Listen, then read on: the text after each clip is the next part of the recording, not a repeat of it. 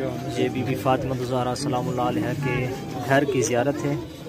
इस घर में वो बर्तन और वो मुर्गाबे और वो कुआँ तमाम चीज़ें हैं जो हज़रत बीबी फातिमा ज़हरा सलामुल्लाह अलैहा के घर में थी, उनकी आपको ज़ियारत करवाएंगे। आप ये देख सकते हैं ये तनूर जो बीबी फातिमा ज़हरा सलामुल्लाह अलैहा के घर में होता था और जिसमें रोटी बनाई जाती है।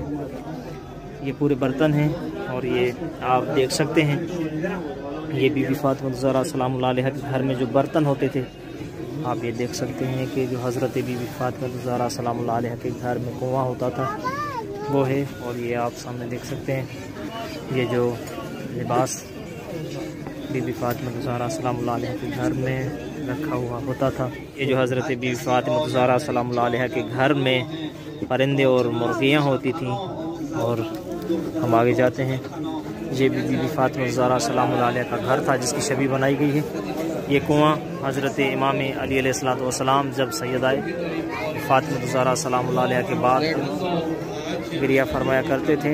ये बीबी फातिमा ज़हरा सलामुल्लाह अलैहा के घर की छवि है।